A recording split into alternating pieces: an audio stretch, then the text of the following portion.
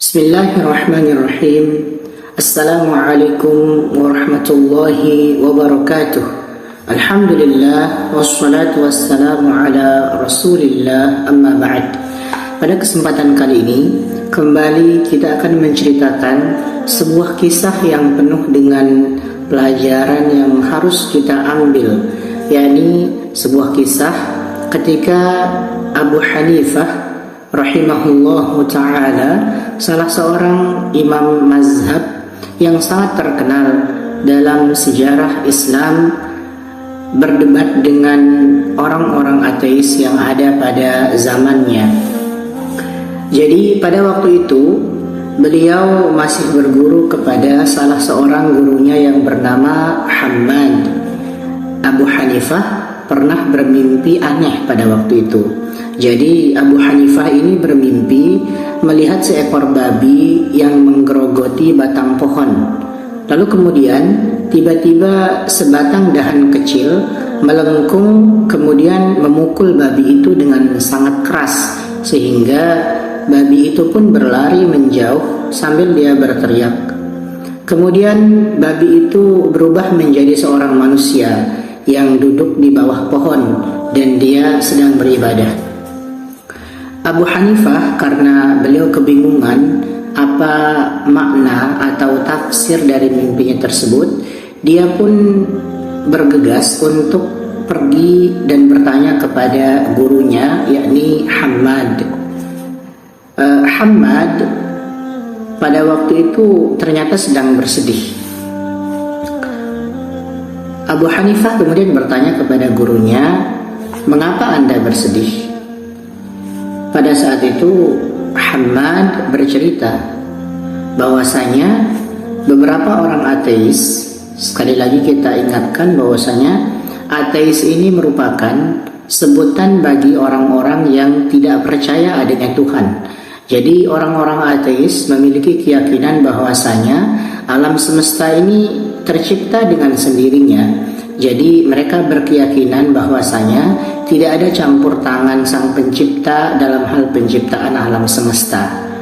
Ini merupakan akidah dan keyakinan dari orang-orang ateis. Jadi singkatnya adalah ateis merupakan sebutan bagi orang-orang yang tidak percaya adanya Allah Subhanahu wa ta'ala. Mereka adalah orang-orang yang tidak percaya adanya Tuhan, Sang Pencipta alam semesta. Kata Hammad, beberapa orang ateis itu menghadap kepada gubernur Kufah pada waktu itu dan memintanya untuk mengirimkan salah satu ulama yang bisa menjelaskan adanya Tuhan. Jadi pada waktu itu orang-orang ateis ini datang kepada sang gubernur Kufah pada waktu itu. Mereka meminta untuk berdebatlah. Mereka minta untuk berdebat, didatangkan seorang ulama yang mumpuni untuk bisa menjelaskan dan membuktikan keberadaan Sang Pencipta, keberadaan Tuhan, keberadaan Allah Subhanahu wa ta'ala. Akhirnya kata Hammad, gubernur pun memanggilku, lalu kami pun menyepakati waktu dan tempat untuk berdebat. Kata Hammad, "Wahai anakku," maksudnya Hammad berkata kepada Abu Hanifah, "Wahai anakku, kami akan berdebat untuk membuktikan zat yang tidak kasat mata. Aku khawatir ia akan menimbulkan masalah untuk orang awam." Jadi yang membuat Hammad atau guru dari Abu Hanifah ini bersedih adalah dia akan berdebat dengan orang-orang ateis untuk membuktikan adanya Sang Pencipta Allah Subhanahu wa ta'ala, dan beliau khawatir hal ini akan menimbulkan masalah bagi orang-orang awam atau masyarakat secara umum. Kata Abu Hanifah ketika mendengarkan perkataan dari gurunya ini, beliau mengatakan, "Oh, inilah makna mimpiku," kata Abu Hanifah. "Babi itu," kata Abu Hanifah, "babi itu adalah gembong orang ateis yang ingin menggerogoti batang ilmu." Yang dimaksud dengan batang ilmu oleh Abu Hanifah dalam hal ini adalah gurunya, yakni Hammad. yaitu Anda, kata Abu Hanifah. Lalu sebatang dahan kecil adalah murid Anda. Jadi beliau menafsirkan mimpinya sendiri bahwasanya sebatang dahan kecil itu adalah murid dari Hammad. Sebatang dahan kecil yang melengkung kemudian mengalahkannya dengan argumentasinya hingga ia, maksudnya orang ateis ini, masuk Islam dan berguru kepada Anda. Jadi ini yang ditafsirkan makna dari mimpi Abu Hanifah. Kata Abu Hanifah kemudian, izinkanlah aku untuk mendebatnya. Jika aku saja bisa mengalahkan mereka, lalu bagaimanakah jika Anda yang mendebat mereka?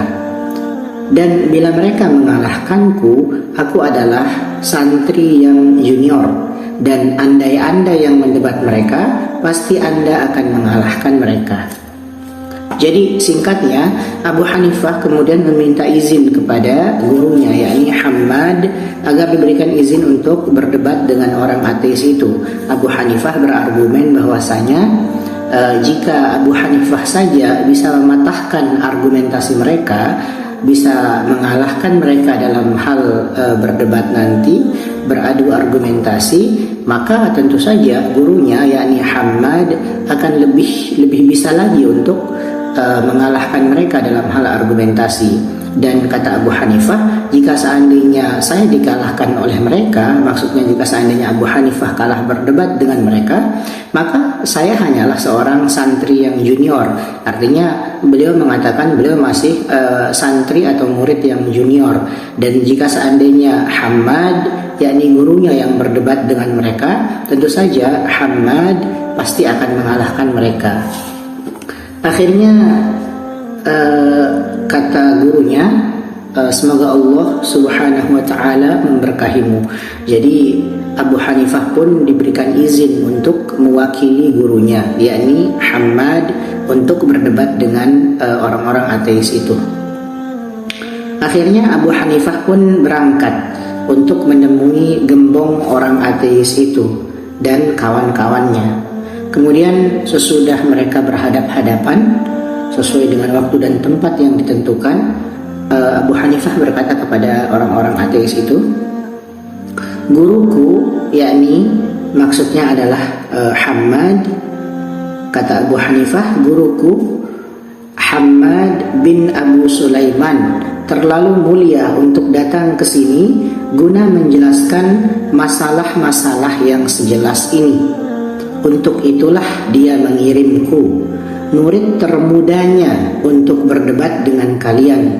Dan kalian insya Allah akan mendapatkan jawaban yang memuaskan dariku. Akhirnya setelah berkata demikian, kita langsung masuk ke sesi perdebatan. Mereka, yakni orang-orang ateis ini, dalam hal ini diwakili oleh gembong orang ateis itu, bertanya kepada Abu Hanifah, tahun berapakah Tuhanmu dilahirkan?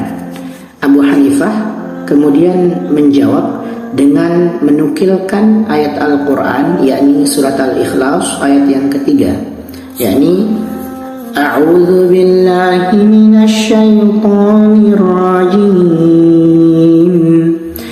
Lam yalid wa lam yulad. Allah subhanahu wa ta'ala tidak beranak dan tidak pula diperanakkan. Quran surah Al-Ikhlas ayat yang ketiga.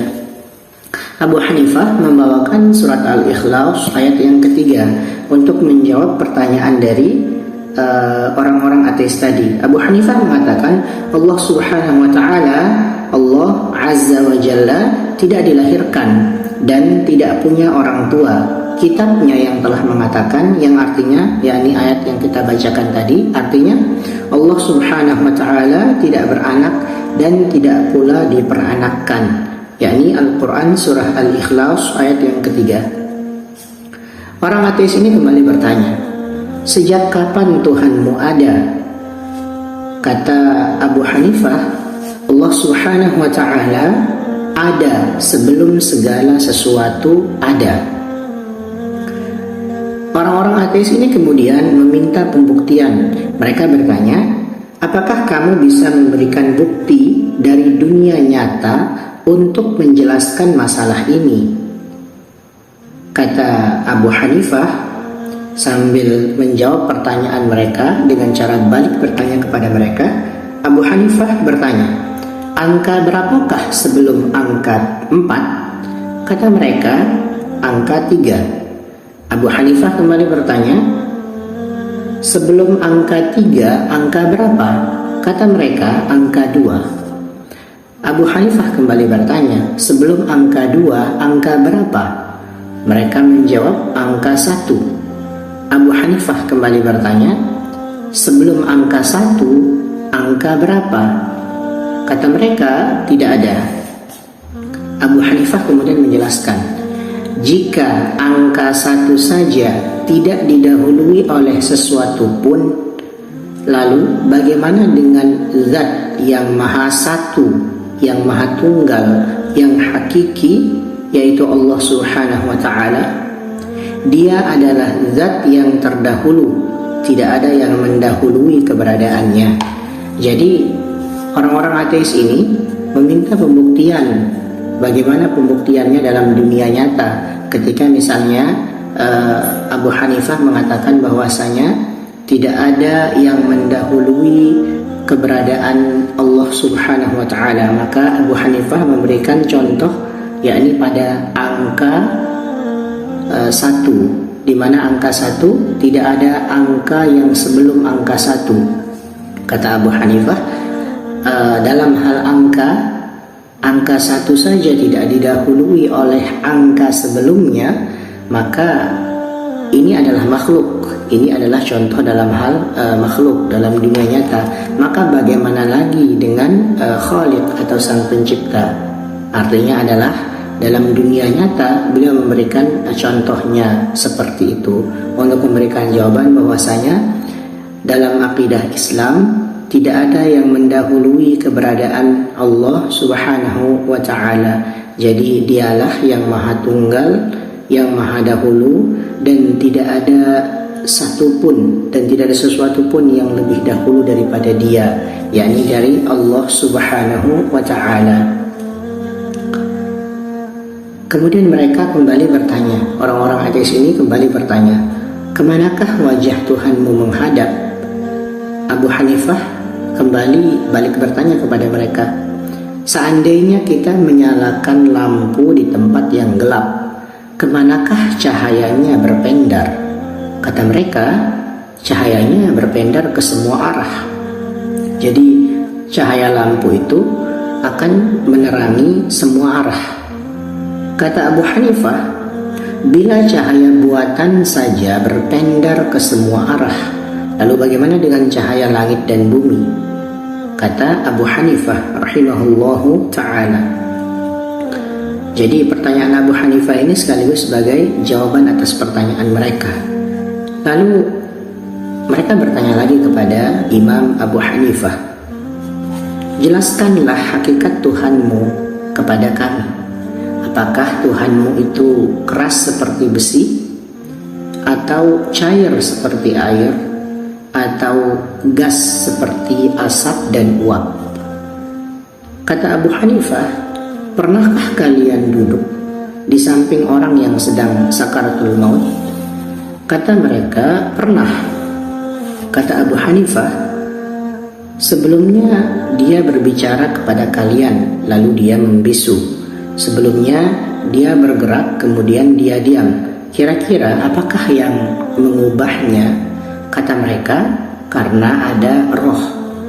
Maka Abu Hanifah bertanya, rohnya keluar ketika kalian berada di sampingnya kan?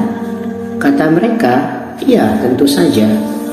Kemudian Abu Hanifah bertanya, jelaskanlah hakikat roh itu kepadaku. Apakah dia keras seperti besi, atau cair seperti air, atau gas seperti asap dan uap? Kata Abu Hanifah bertanya kepada mereka. Mereka pun saling berpandangan dan menggeleng-gelengkan kepalanya. Mereka tidak bisa menjawab pertanyaan Abu Hanifah. Kata mereka, kami sama sekali tidak mengetahui hakikat roh itu.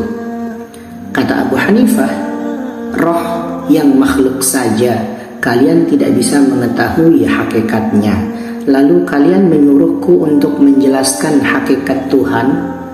Ini benar-benar sesuatu yang sangat mengherankan, kata Abu Hanifah kepada orang-orang ateis itu.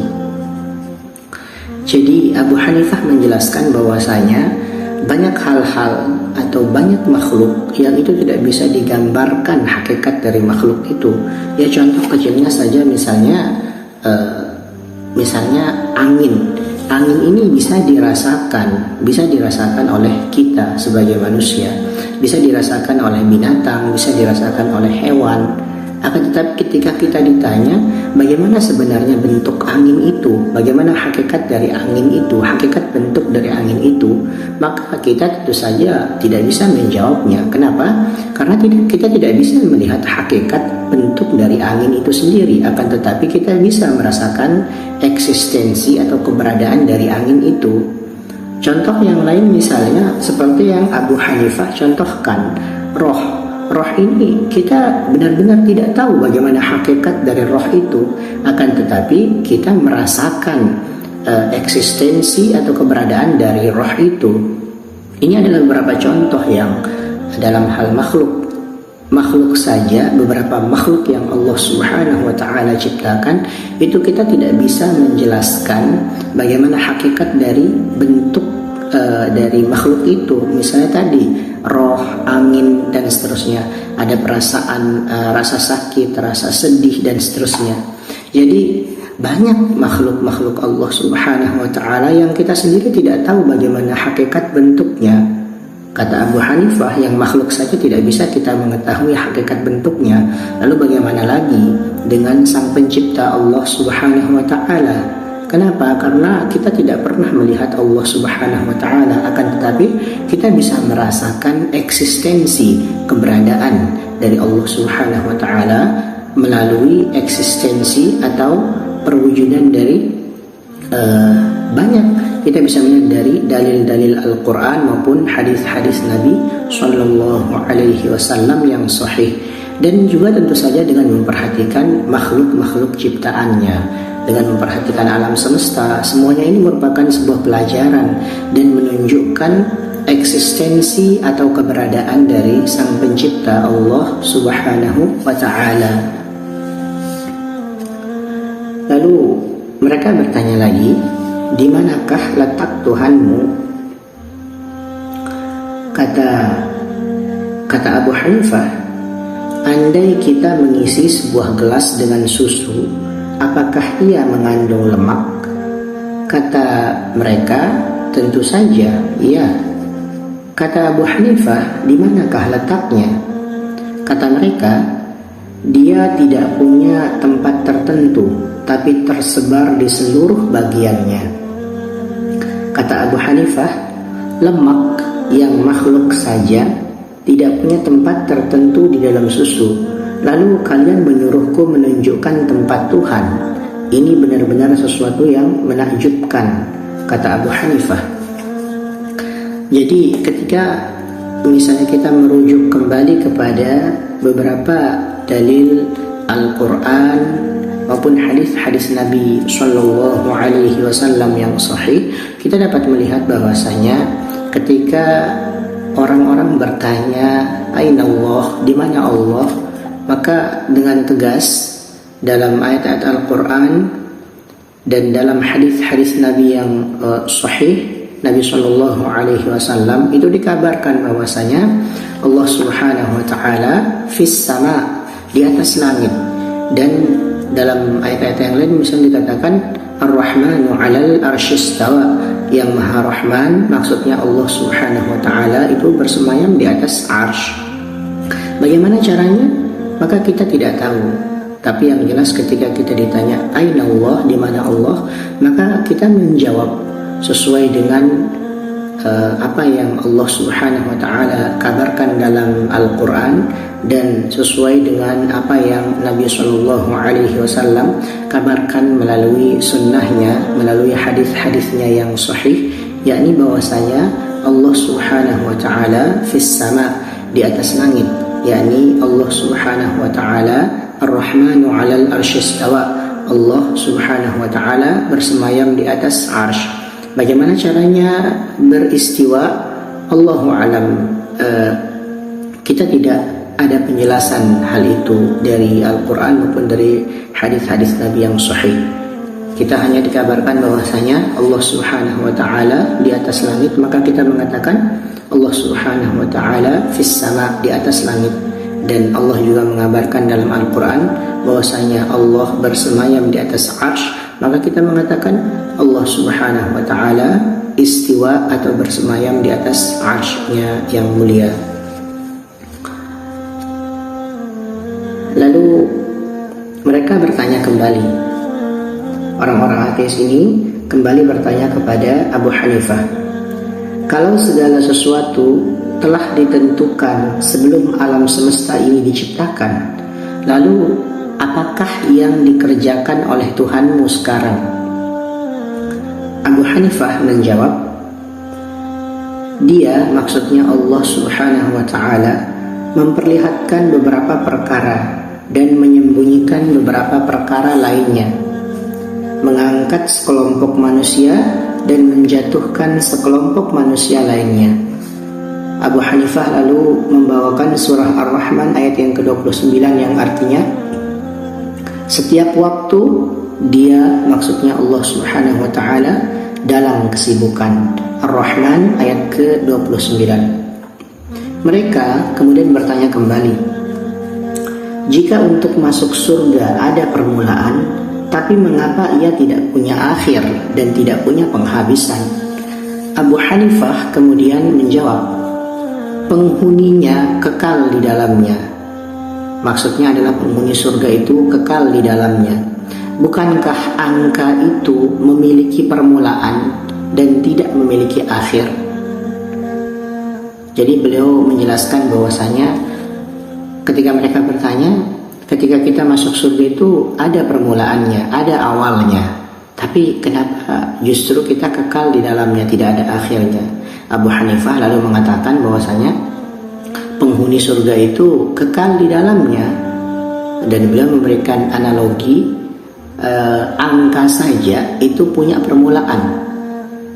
Permulaan angka itu namanya angka 1, tetapi dia tidak memiliki akhir. Jadi beliau memberikan analogi seperti itu dengan menggunakan angka. Angka saja punya permulaan tapi tidak punya akhir. Begitupun surga.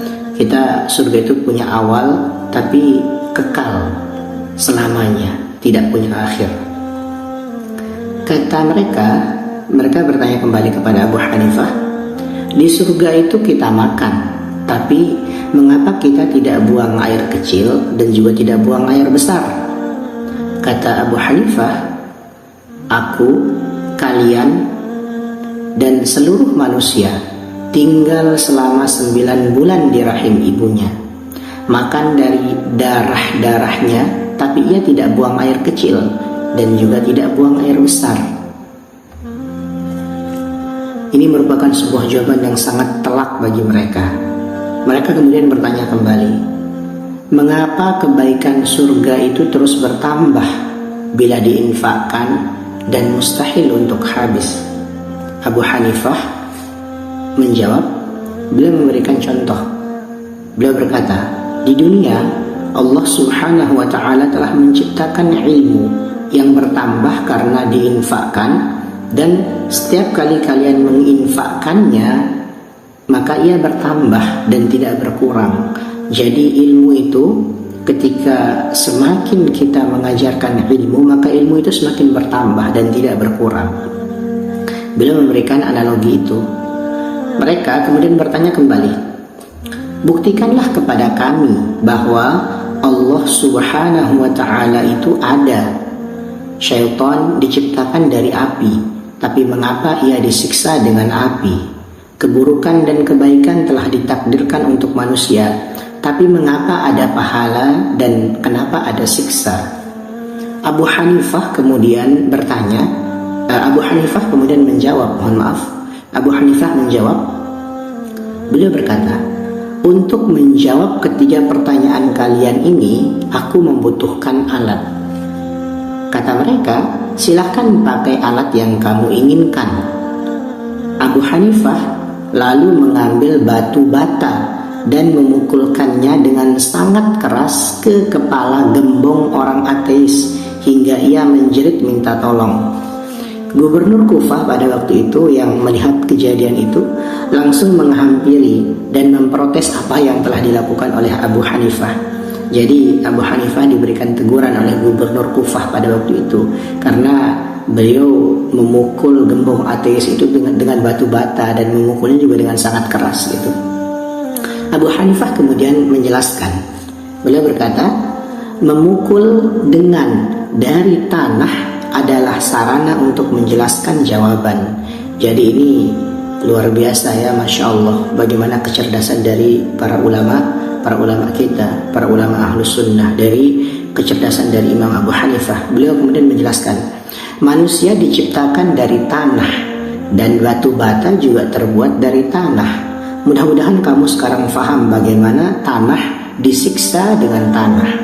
Jadi Abu Hanifah beliau ingin menjelaskan bahwasanya ketika beliau memukul kepala dari gembong ateis tadi dengan menggunakan batu bata itu, ini merupakan cara beliau menjawab pertanyaan yang pertama ketika orang ateis tadi bertanya, syaitan atau iblis itu diciptakan dari api, tapi kenapa ia di neraka itu disiksa dengan api? Maka beliau menjelaskan, batu bata ini dibuat dari tanah. Manusia juga diciptakan atau diciptakan oleh Allah juga dari tanah, dan disiksa juga tanah dengan tanah. Artinya adalah batu bata itu dipukulkan ke kepala gembong ateis itu, di mana dia diciptakan dari tanah. Jadi tanah disiksa dengan tanah, terasa sakit. Begitupun syaitan atau iblis kelak di hari kiamat, api disiksa dengan api, tetap terasa sakit. Begitulah cara Abu Hanifah memberikan jawaban kepada orang ateis itu. Lalu setelah itu, gembong orang ateis itu pun langsung mengucapkan dua kalimat syahadat, asyhadu an la ilaha illallah wa asyhadu anna muhammadar rasulullah. Namun walaupun gembong orang ateis itu bersyahadat dan masuk Islam, namun anak buahnya menolak. Saat itulah Abu Hanifah mendendangkan sebuah syair. Beliau berkata, Rabb, engkau benar-benar punya banyak tanda. Andai orang-orang itu bersedia menggunakannya, tapi hati mereka telah disumbat oleh tutupnya, sehingga mereka tidak bisa melihat dan mengetahuinya. Demikian adalah sebuah kisah dan pelajaran yang sangat berharga dari perdebatan antara Imam Abu Hanifah rahimahullahu ta'ala dengan orang-orang ateis yang alhamdulillah di akhir perdebatan tokoh orang ateis atau gembong orang ateis itu masuk ke dalam Islam, dan karena hidayah dari Allah Subhanahu wa ta'ala, kemudian karena sebab perdebatan dengan Imam Abu Hanifah, Allah memberikan kepadanya hidayah. Banyak pelajaran yang bisa kita ambil, dan salah satu pelajaran yang sangat penting untuk kita ketahui adalah bahwasanya hidayah dan tanda-tanda dari Allah Subhanahu wa ta'ala itu sangat banyak, dan hidayah dari Allah Subhanahu wa ta'ala itu tidak mustahil untuk diberikan kepada siapa saja, walaupun dia adalah orang yang paling buruk sekalipun, walaupun dia adalah orang-orang yang tidak mengenal Tuhannya. Allah memberikan hidayah kepada siapapun yang dia kehendaki. Tugas kita hanya sampaikan saja kebenaran, sampaikan saja kebaikan, cegahlah manusia dari kemungkaran. Tetapi kita tidak bisa memaksa seseorang untuk masuk ke dalam Islam, dan kita juga tidak boleh untuk memaksa siapapun untuk masuk ke dalam Islam dan memaksa mereka untuk mengikuti jalan kebenaran dan jalan kebaikan. Sebagaimana dalam Al-Quran mengatakan, A'udzubillahi minasyaitonirrajim, la ikraha fid din, tidak ada paksaan dalam agama. Maksudnya tidak ada paksaan dalam masuk ke dalam agama Islam. Tugas kita hanya menyampaikan. Jadi dakwah itu tujuannya, targetnya adalah menyampaikan saja, bukan untuk memaksa. Kita sampaikan kebenaran, kita sampaikan kebaikan, kita ajak manusia kepada jalan kebenaran, kita ajak manusia kepada jalan kebaikan. Masalah hidayah itu adalah hak dari Allah Subhanahu wa Ta'ala untuk memberikan hidayah kepada siapa saja yang Dia kehendaki.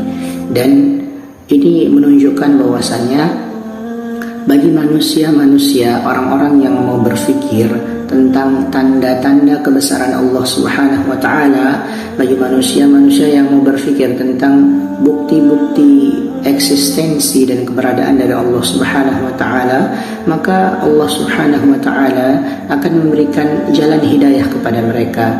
Dan sesungguhnya Allah memberikan hidayah itu kepada siapapun yang dikehendakinya. Dan kita sebagai hamba Allah, kita sebagai orang yang beriman, kita sebagai kaum muslimin, tetaplah mengajak kepada kebaikan, tetaplah mengajak kepada jalan kebenaran. Terlepas apakah manusia mau menerimanya atau tidak, yang jelas tugas kita adalah menyampaikan kebenaran, menyampaikan kebaikan, mengajak manusia kepada kebenaran dan kebaikan. Dan hidayah kita serahkan, itu adalah hak prerogatif dari Allah Subhanahu wa Ta'ala untuk memberikan hidayah kepada siapapun yang Allah kehendaki. Pakailah akal kita sesuai dengan yang Allah inginkan, dan ketika wahyu itu sampai kepada kita, ketika kebenaran itu sampai kepada kita, ketika kita mendengarkan wahyu, yakni ayat-ayat Al-Quran, dan kita mendengarkan hadis-hadis Nabi Shallallahu Alaihi Wasallam yang sahih telah sampai kepada kita. Jika seandainya kita merasa bahwasanya hal itu bertentangan dengan akal kita, maka tundukkanlah akal kita.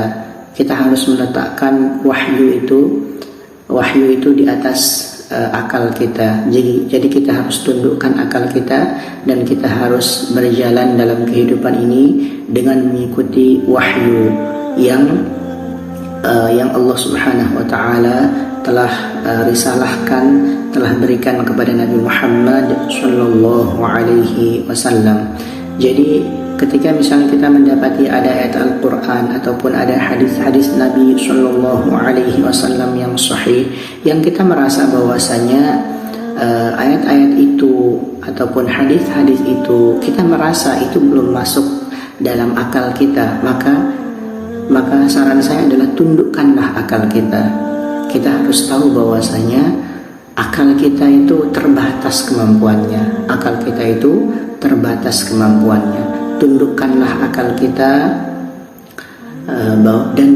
dan ikutilah jalan wahyu itu. Ikutilah Al-Quran, ikutilah sunnah-sunnah Nabi alaihi salatu wassalam. Dan insya Allah Subhanahu wa Ta'ala akan berikan hidayah kepada kita, dan akan berikan hidayah kepada akal kita, dan nanti ke depan hal itu akan masuk dalam akal kita.